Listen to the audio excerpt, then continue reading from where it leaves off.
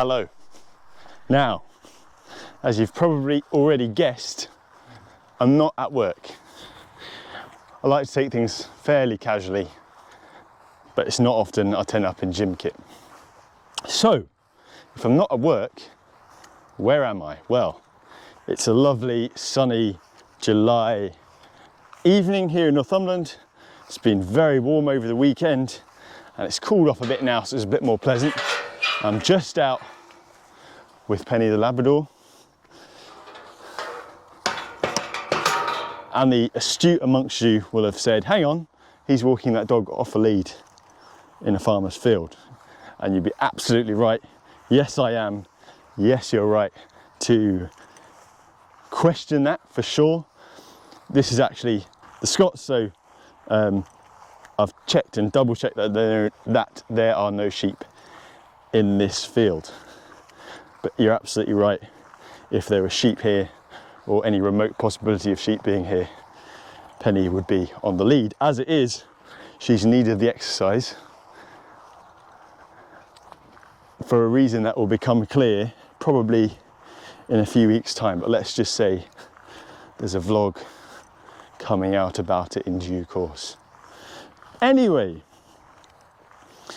apart from being in gym gear and being pretty sweaty, having done a quick exercise bike session, what interesting have I got to show you today?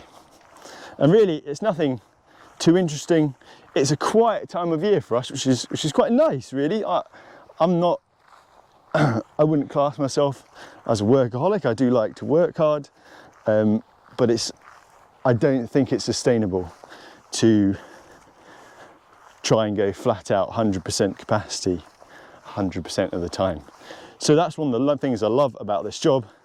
It's seasonal, we have busy times, and we have times where the intensity eases off a bit and we can sort of look back and think, right, what would I do differently next year? In the meantime, the farmers are all flat out shearing sheep, cutting grass for silage and hay, and soon enough, in this part of the world anyway, they'll be on the combines for harvest. Now, I've worked myself into a bit of a corner here. I said I'd have this video out tonight. It's currently 8 p.m. So if this video does make it out on Monday night, because I've put it off already, it won't be pristinely edited, which I know you guys are used to with my material. So forgive me. And I just wanted to talk about, in the absence of any particularly exciting farm work, there's been bits and pieces, but it's been a bit scrappy, tidying up loose jobs. I wanted to talk about something that I thought you guys might find interesting. And if you don't hold back, let me know. Quite often in the comments I get young people, and I can't tell what age they are, whether they're at school, whether they're at uni, doing a veterinary degree or doing a non-veterinary degree, but a non-veterinary degree, but with aspirations to become a vet, or just people working but with an interest. And they ask me all sorts of really good, insightful questions about becoming a vet, being a vet, and how it might work for them. So that's an extremely wide topic, and I'm sufficiently unqualified to answer most of those. One subject I do see, and even in students who come and see practice with us, who we're still missing, by the way, the COVID cases are going a bit psycho, but hopefully you'll be back before long. One of the questions they ask is, do you need to be from a farming background to be a farm vet? And it makes me laugh because most of them probably know that I'm not from a farm background.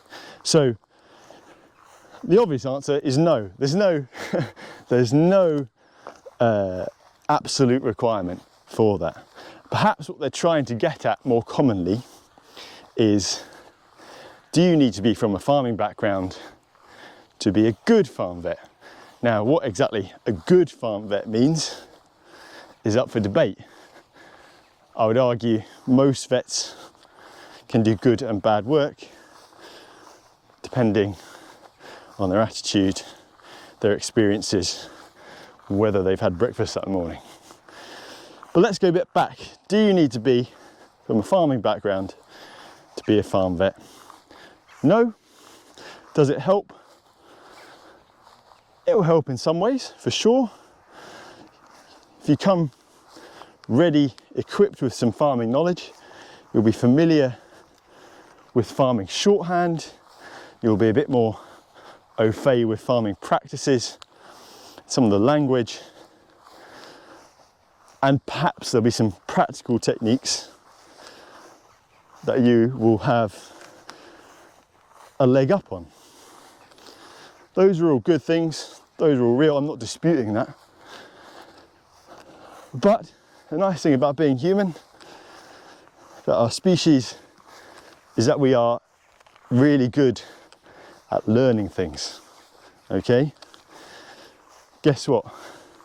All those farm kids, if you're not a farm kid, learned that.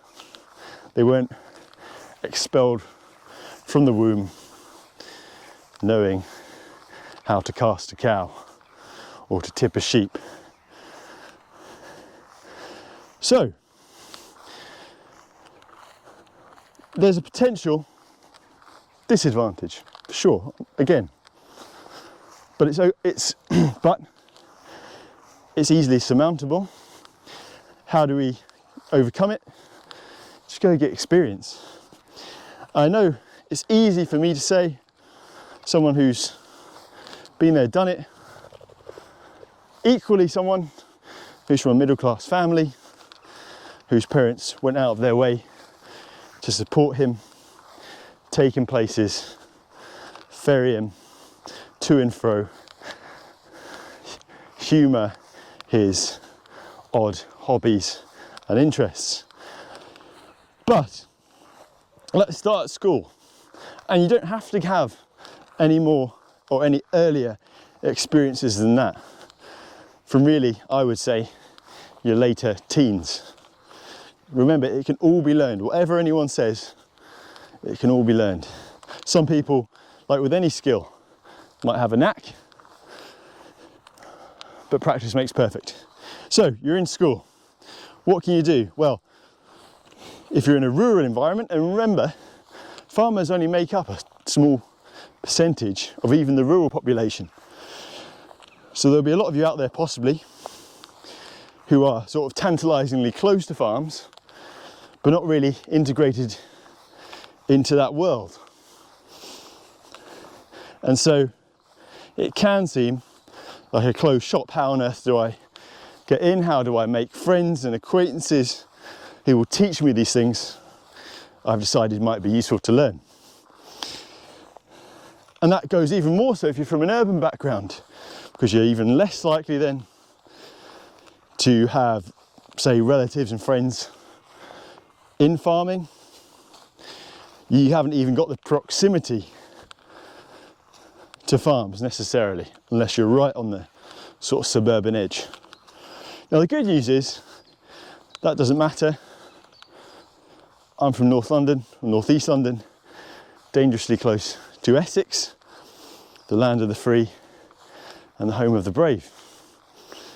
And even on that northeastern fringe where you're close to the countryside, it was really all arable farms. So what do you do? What's the starting point? Well, just go and ask. Cast your net really wide. Ask teachers, ask family, ask friends, and expect to get either no answer, indifferent answers, or flat out refusals, probably 90% of the time. And that's fine. That's a really important thing to become comfortable with. People telling you no, it's not that easy, sorry, I can't help you. And remember, that's why we're casting that net wide. And if that all fails, contact local vet practices, just go on. Social media is a great one. Twitter, Facebook, you'll come across all sorts of really helpful people there.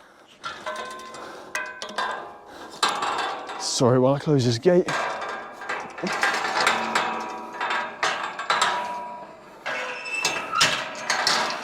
Yeah, social media is great. Facebook forums like the British Farming Forum on Facebook, or equivalent if you're in other countries. Because I know it takes a bit of guts, especially when you're 14 or so, to put yourself out there. Say, look, I've got no experience, but I'm really keen and willing to learn. A lot of people will say, sorry, you've got no experience, we don't want to give you experience. That's the way of the world. That's fine, move on.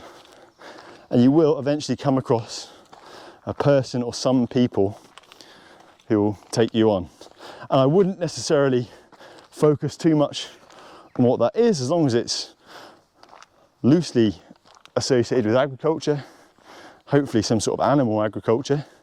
That could be poultry, it could be pigs, it could be dairy, beef, sheep, goats, buffalo, fish. All of those things will give you some experience. They might set you up with a way to make money, even if it's just a bit of pocket money in the future. Sheep shearing would be a really good one if you're willing to put in the work, unlike me. I know a couple of vets who do some serious sheep shearing, well, at least on my terms, and they've even combined trips to the Southern Hemisphere, half vetting and half shearing. So yeah, don't get too hung up on what type of farm and what exactly you're doing. Of course, difficulty at that age is, where do you stay and how do you get there? Again, if you're lucky, when you get to 17, 18, you might be driving.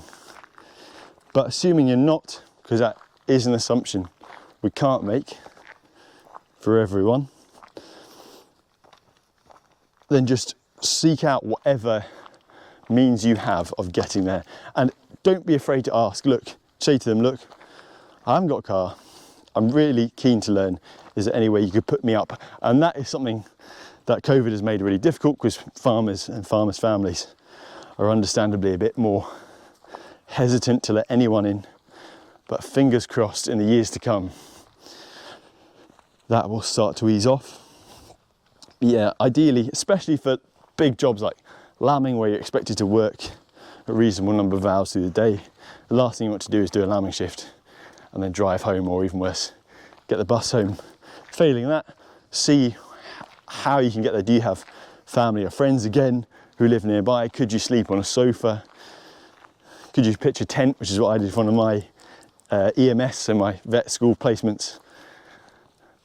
And it might sound daunting, and it is, but all of these experiences give you what you want, experience on a farm, but just generally make you a more well-rounded, resilient human being. So going back to my question, do you need to be a farm vet? That's not my question. Do you need to be from a farming family to be a farm vet? No. Of our practice, the 4 vets, 2 grew up on farms, 1 in a rural area, not from a farming background, and then me in a relatively urban, suburban area, again, not from a farming background. Do you need to be from a farming family to be a good farm vet? And I'm going to say no. What you do need at some point, not necessarily right at the very first stages, is some experience of farming and some understanding of farming. I think that's where the confusion comes in, because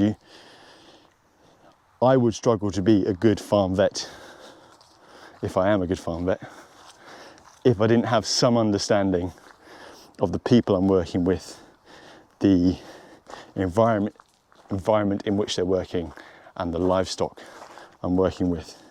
So go out there and get it. Friends, family, acquaintances, and if it all comes up short, you can always message me. So, with that, good night.